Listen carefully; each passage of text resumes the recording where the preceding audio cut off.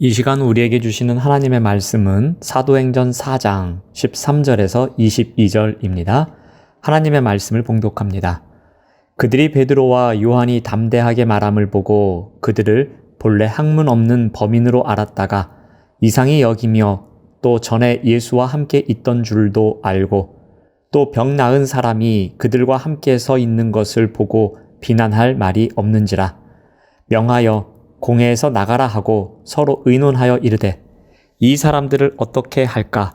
그들로 말미암아 유명한 표적 나타난 것이 예루살렘에 사는 모든 사람에게 알려졌으니 우리도 부인할 수 없는지라.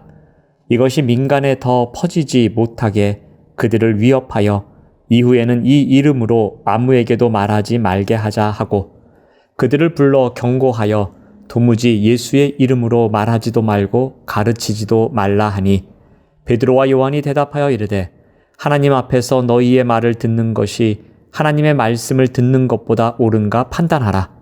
우리는 보고 들은 것을 말하지 아니할 수 없다 하니 관리들이 백성들 때문에 그들을 어떻게 처벌할지 방법을 찾지 못하고 다시 위협하여 놓아주었으니 이는 모든 사람이 그 된 일을 보고 하나님께 영광을 돌림이라. 이 표적으로 병 나은 사람은 40여 세나 되었더라. 아멘. 오늘 말씀의 제목은 우리는 보고 들은 것을 말하지 아니할 수 없다입니다. 베드로와 요한은 공회원들의 위협에도 불구하고 담대하게 예수님을 증거합니다. 사도들의 변론에 공회는 더 큰 혼란에 빠졌습니다. 그들은 사도들을 보며 놀랍고 당황스러워 합니다.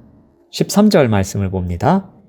그들이 베드로와 요한이 담대하게 말함을 보고 그들을 본래 학문 없는 범인으로 알았다가 이상히 여기며 공회원들이 사도들을 보며 놀랐던 이유는 무엇입니까?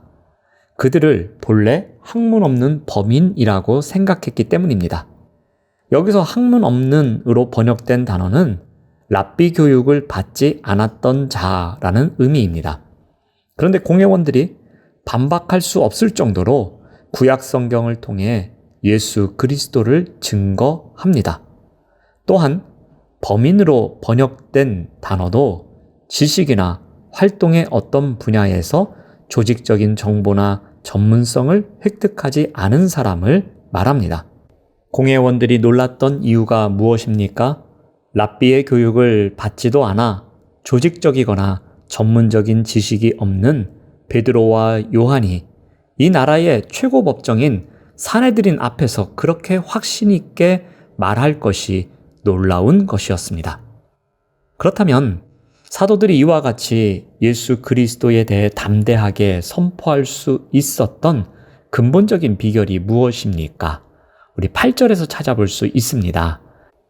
이에 베드로가 성령이 충만하여 이르되 백성의 관리들과 장로들아.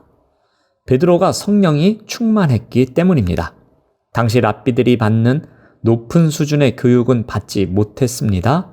하지만 충만한 성령의 이끄심이 산헤드린의 위협적인 분위기에도 주눅들지 않고 담대하게 답변하게 한 것입니다.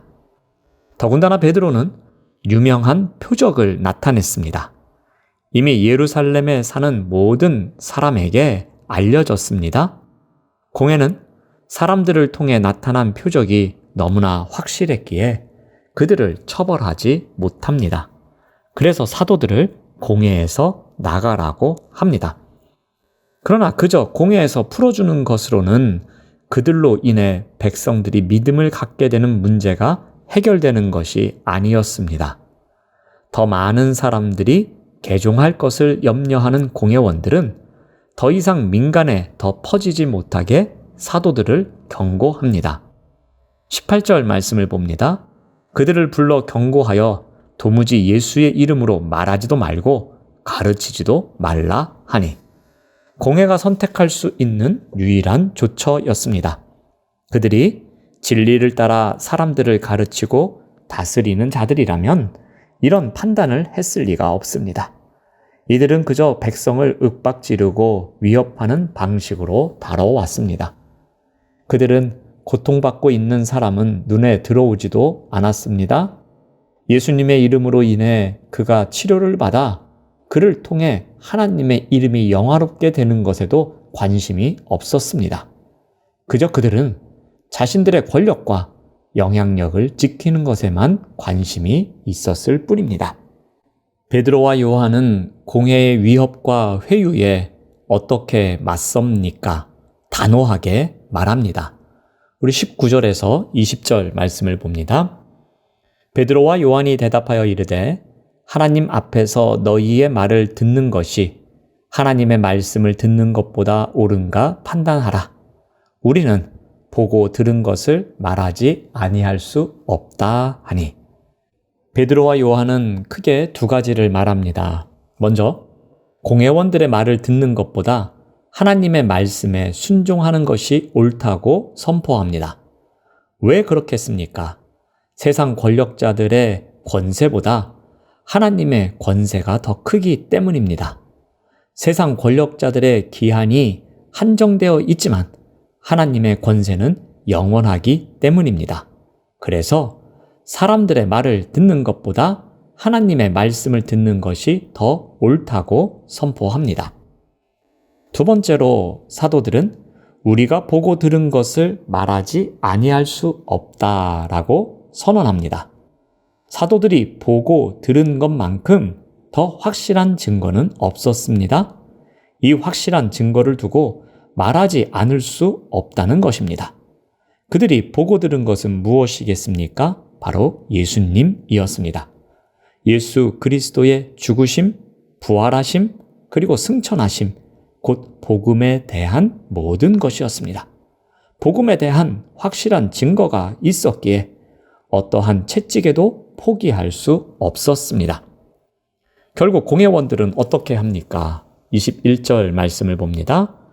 관리들이 백성들 때문에 그들을 어떻게 처벌할지 방법을 찾지 못하고 다시 위협하여 놓아주었으니 이는 모든 사람이 그 된 일을 보고 하나님께 영광을 돌림이라.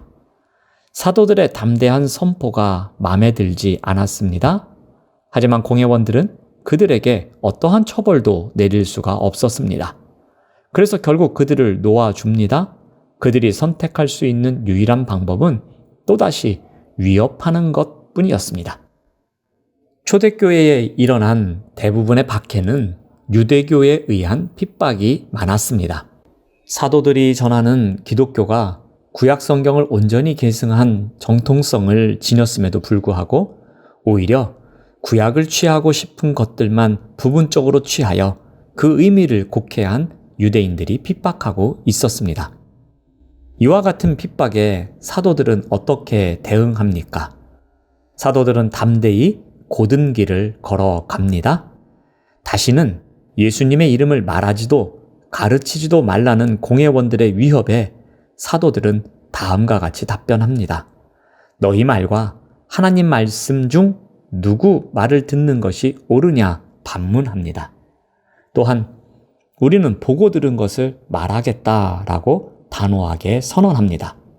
비록 핍박의 길을 간다고 할지라도 결연한 의지로 보고 들은 것을 전하겠다고 선포합니다. 이 시대를 살아가는 우리는 더 이상 예수님을 직접 보고 예수님의 메시지를 직접 들을 수는 없습니다. 하지만 직접 보고 들은 증인인 사도들의 기록인 복음서를 통해서 예수님의 삶과 가르침을 간접적으로 보고 듣습니다. 하나님께서는 기록된 복음서를 통해 우리에게 예수님과 그의 삶 그리고 그의 가르침을 확증하셨습니다. 그러므로 그 복음의 확증을 받은 자로서 우리 또한 어떻게 살아야 하겠습니까? 우리 또한 보고 들은 것을 말하지 아니할 수 없다라고 선언하는 삶이 있어야 할 것입니다. 오늘도 부르심의 자리에서 그 말씀을 말하지 않고는 견딜 수 없는 증인의 삶을 살아가시는 우리 모두가 되시기를 바랍니다. 기도하겠습니다. 하나님 감사합니다. 이 시대에 기록된 말씀으로 주어진 그 복음을 우리가 간접적으로 보고 듣습니다.